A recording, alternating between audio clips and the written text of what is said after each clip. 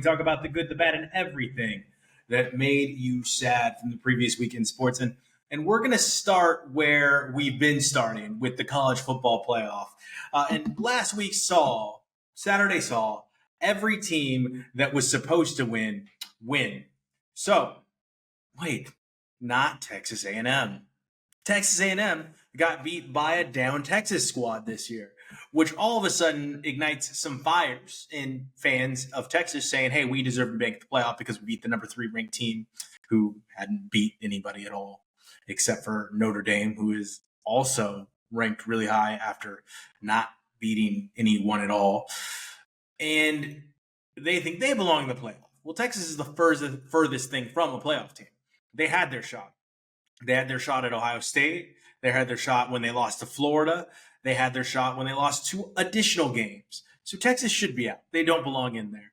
But what that is, it's not proving there's so much parity. It's not proving anything like that. What that's proving to us is that teams should have to schedule tough matchups.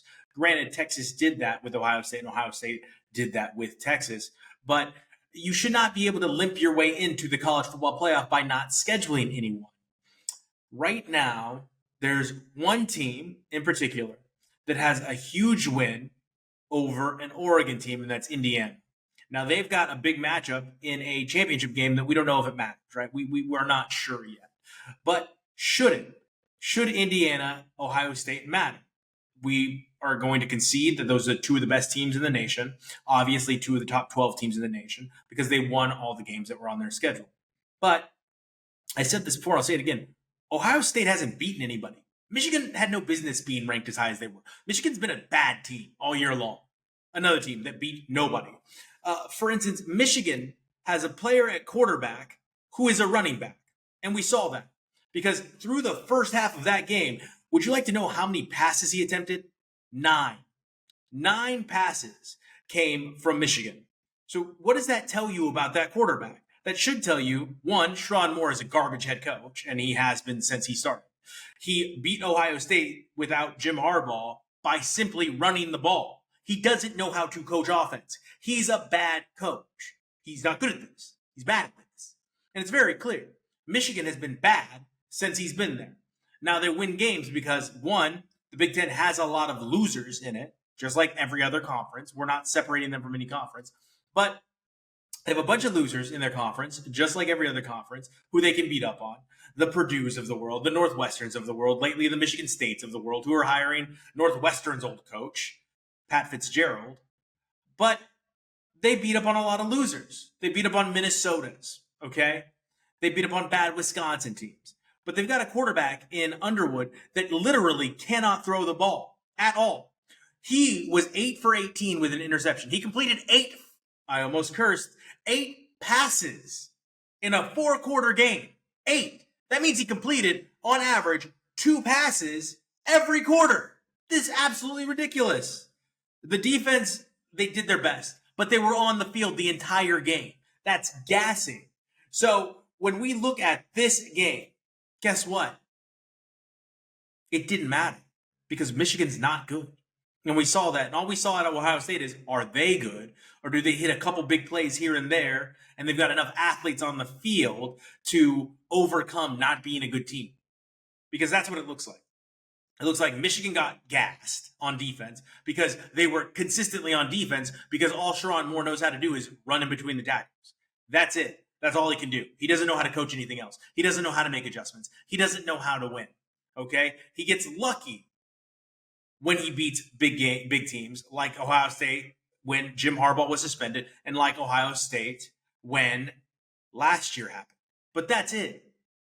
Those are the only 2 games. They're flukes because if you look at every other big game he coaches, and he's terrible, all right? You're not going to win games like this at this level in this conference that matter, games that matter. You're going to win shit games. That's all you have. So get Underwood out of my life forever, okay? It's like trying to sell me on Justin Fields. You put a running back with a big arm at quarterback who cannot play quarterback, and you don't trust him to play quarterback because guess what? You threw 18 passes in a 4-quarter game, of which he completed 8. Let's get back to Texas and Texas A&M. All right, let's get back to this college football playoff bracket. Texas A&M is going to make it. For what reason? because they won most of their games, but they lost the one that mattered. Okay? They didn't really win a big game, but they're going to count that Notre Dame game as a big game, even though Notre Dame has collectively beat absolutely nobody. Notre Dame has not beaten anybody. All right? So, Texas, no. Get out of the conversation until next year. You're done. Texas A&M, yeah, you're invited in because you're in the SEC, which is the best conference. I put that in air quotes because they're just as shit as any other conference right now. They are not a good conference. They just have a good PR team. That's it. They're not better than anyone. Okay? Look at what happened to ranked Tennessee against Vanderbilt. They got blown off the field.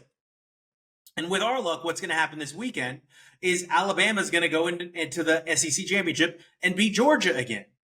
Right? Even more controversy. I think the best thing for all of college football is that Georgia blows them out, but they're not going to do that because Georgia's not that good this year. Georgia's got an ass team.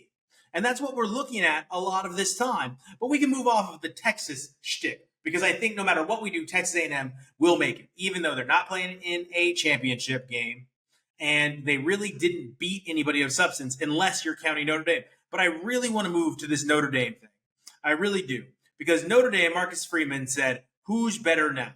That's what Marcus Freeman decided he was going to say during his post-game interview. All right, so beginning of the year, Notre Dame. Let's just go through their schedule. Let's play a game called Boring Radio because I'm literally going to talk to you and make you focus on who Notre Dame actually beat. They played, at the time, ranked number 10, Miami. So they definitely won that game to be ranked this high, right? No, they lost to Miami. Notre Dame lost to Miami, and they were controlled the entire game if you watch that game. Next up, Texas A&M, who just lost to Texas, as we stated. Did they dominate that game? No, they lost to Texas A&M. All right? Next up, you ready for this? I'm just going to rattle these off. Purdue, ass. Arkansas, ass. Boise State, ass. North Carolina State, ass. They beat USC by 10 points. Overrated team. Why? Big Ten. That's it. USC, ass this year. All right? Boston College, ass. Navy, ass. Pitt, ass. Syracuse, ass. Stanford, ass. What are we doing? Why are we rewarding teams that, we play the games that are on our schedule that aren't good? And if they are good, we can't see it because they're not playing any other good teams to prove that they're good. This is getting ridiculous. All right? These major conferences, perhaps they were a bad idea because teams can just avoid playing big games in their seasons, because they're conference play. And most of the teams in these conferences are overrated in the SEC and the Big Ten. All right? So what are we going to do about this? Because something has to be done. I think we have to consider head-to-head when teams decide to play head-to-head, when they decide to have matchups, and we need to take Notre Dame out of this playoff. They haven't beaten anybody. They lost every big game they play. If you want to count USC, count it. But then tell me who USC beat to get ranked that high. Okay? It's getting absolutely insane that we continue to say Notre Dame is great simply to get them in. When we know for a fact Notre Dame did not beat anybody and they lost the 2 games they had the chance to show that they were a good team. Why are we rewarding this? Why is this something that we're saying, this is something that proves to us, the voters, that Notre Dame belongs in the playoff? It doesn't have to do with the bank we're hoping to make based on how many people are going to watch Notre Dame. Miami beat them. All right? The championship deal is insane to me. That we've got Duke playing Virginia in the ACC championship. It's absolutely crazy. That needs to get fixed however it can be fixed. I know it's on conference record, but they didn't beat anybody in their conference play because of what I just stated earlier. They're not forced to play anybody in their conferences that will give them a challenge, that will give them a push, that has the opportunity to show us who is actually the best teams in these conferences. That didn't happen. So now we've got 2 ass teams in the ACC championship, and we don't get to see what could be the best team in the ACC championship take on a Virginia who is overrated. All right? Because that might actually tell us something, that what teams belong in these championship games. Or how about this? Notre Dame's not in a conference, so they don't have to be somebody that didn't make their conference championship. They don't have to be somebody that plays these conference games. They don't have to be somebody that gets looked at as being left out of the title game. That's a little ridiculous. All right, that should be factored in. Finally, let's get back to one of the games we just glazed over. We're going to talk about Georgia, Alabama, and we're going to talk about this SEC ridiculousness. One, I love Diego Pavia, and I love seeing a team that should be, in all honesty, just a simple Power 5 team, right? Because Vanderbilt, they kind of look like a Tulane. They kind of look like maybe a BYU, who I know is in the Big 12 now, but they didn't used to be. They used to be a Mountain West team. That's kind of what they look like, but they're overrated because they're in the SEC. All right, just like Tennessee, they didn't really win a ranked matchup. Just like Miami didn't really win a ranked matchup because neither one of those teams has any business being ranked. You just got to put somebody there. So those are the two teams they put there. All right, they're not teams that we're going to use as a measuring stick. So why even have it? So you've got Alabama, Georgia. Alabama's notable win is Georgia. Georgia is I don't know what Georgia is. Georgia, like I said, they squeak by in every game. They just squeak by except for their game against Alabama. So this game is interesting to me because I do think if Alabama loses and that gives them 3 losses, they should be cast asunder. They should not be considered for the playoff. They should be gone. It should be it. That should be mind made up. They're out, right? They should be punished for making it to the championship game and losing. Yes, I absolutely think that. All right. So in my mind, if Georgia just does what they're supposed to do, and there's no guarantee there will, because if you've watched Georgia this year, it's been vibes are off with Georgia. But if Georgia just does what they're supposed to do, maybe some of this stuff will straighten itself out. Maybe the playoff committee will do the right thing because right now that we're done talking about this Georgia, Alabama, SEC bias bullshit, right now, what we need more than ever is the playoff committee to pull their collective heads out of their asses and do the right thing, do their job. Stop being cowards, because that's what they are. They're being cowards. They're bowing before the SEC and just getting in SEC teams. And that's literally ridiculous because there's no proof that the teams they're trying to squeak in are good. All right. I know I didn't do Texas Tech any justice. Texas Tech, I think, is one of the best teams in the nation. It's just hard to judge them when they didn't have a lot of big games on their schedule. Let's get to the big boys. Let's get to the NFL. Let's see what's going on in the NFL because the NFL is insane right now with teams winning games they shouldn't, with the Colts looking like after they were on that major run, they're going to be taken down by Daniel Jones and his broken fibula.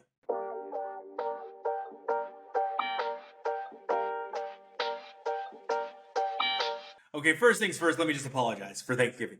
If you followed my cover, I covered 2 for you. We got 2 covers, all right? But if you didn't follow my cover, if you just took my team straight up, I went literally 1-2, which is bad. It's really bad, and I apologize for that. I I don't know what to say besides that was embarrassing. Kansas City, what the hell? On turf? On turf? Inside? You can't do anything against Dallas? A bad Dallas defense? What is happening in Kansas City? They're going to miss the playoffs.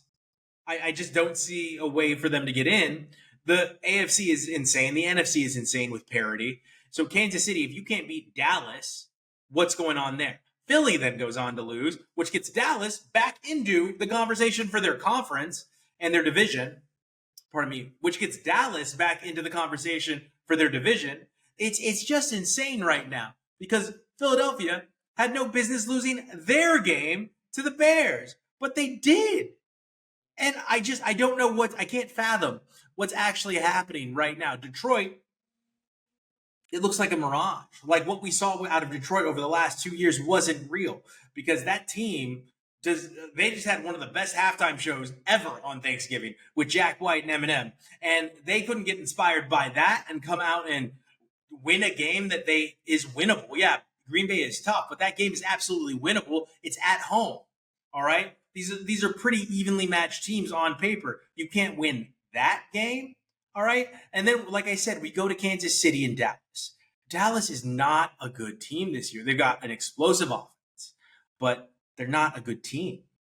Somehow, they're managing to win games they shouldn't.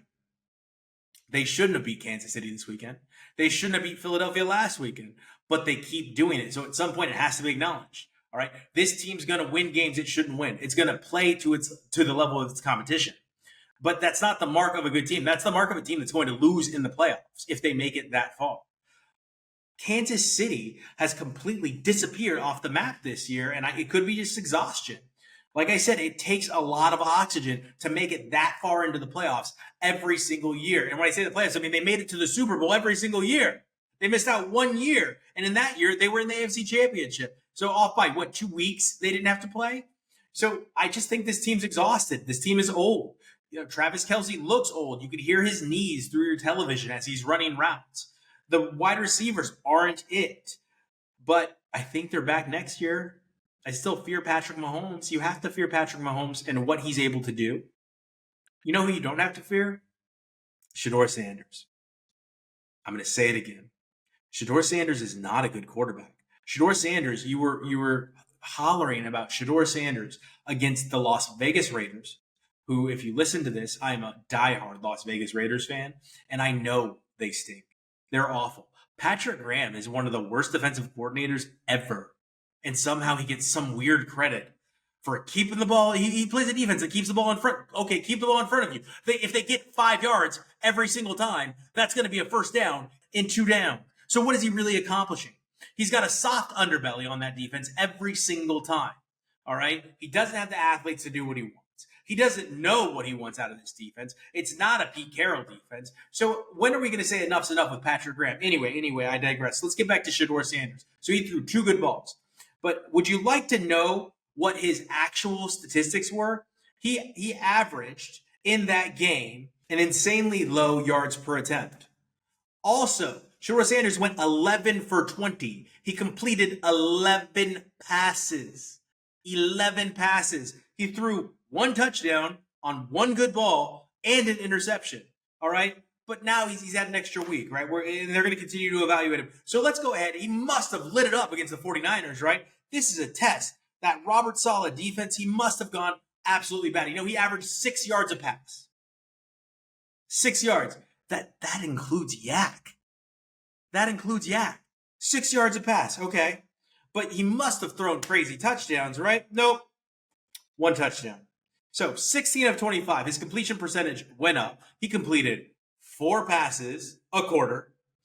4 passes a quarter. So good job. And guess what? 6-yard average, including Yak. Stop telling me this is a good quarterback simply because you want to put him on a pedestal, simply because who his father is. Enough is enough as it pertains to this quarterback, all right? And let's talk about an actually talented quarterback in Josh Allen. That guy's short-circuit. I don't know what's happening. I don't know if it's fire Joe Brady stuff. I don't know what's happening, but he's amazing. He's fantastic, but he keeps throwing interceptions. The one thing that had improved about Josh Allen over the last couple of years was he was not throwing interceptions. This year, he is at the top of the interception totem pole. And that needs to get figured out if this team's going to go on to win the Super Bowl. This is the year to do it. There is no one in the way of the Buffalo Bills. Not a soul. I don't trust any of these teams. Denver keeps pulling out games that they should lose somehow, but not a single one of these teams is great. Not a single one of these teams is surefire to make it. Look what just happened to the Ravens against the two good quarterbacks in this game. Lamar Jackson, Joe Burrow. 2 great quarterbacks in this game, and look what just happened. The Ravens lose to the Bengals, and all of a sudden the Bengals are back in the mix for the playoffs. This is an insane season that doesn't make any sense on both sides because there was another insane loss this week. The Rams were arguably the most feared team going into this week. They were so feared that they lost to the Carolina Panthers. Bryce Young went out there and played his ass off. So we're going to give Bryce Young credit. Bryce Young completed some insane passes that he had no business completing. They went out there and they actually put it on the Los Angeles Rams. They beat the Los Angeles Rams, and that needs to be noted. Does that mean the Los Angeles Rams aren't a great team? Absolutely not. That means that on any given Sunday, anything can happen. But right now, the NFC is wide open. The AFC is wide open. We can trust nobody, okay? We know that there are going to be no teams that we can trust as we enter the playoffs. I don't know who you're pulling for and why you're pulling for them, but they can be beat. Right now, we're watching teams win games that they should lose and lose games that they should win, which tells us that parity is run rampant in the NFL. The NFL is getting exactly what it wants, which is, I might be wrong there because I bet the NFL really wants Patrick Mahomes to make it to the playoffs for ratings. But right now, we're getting a lot of parity. We're getting a lot of competition, which is going to yield great ratings every single week as we approach the end of this season. I just wish we could get some of those ratings here at the Sad Fan. But anyway, thank you for joining us each and every week. We will see you next time. Back to the block, I'm scamming. Back in the shop, I'm scamming. Get it off a dummy, I'm scamming. Always get money, I'm scamming.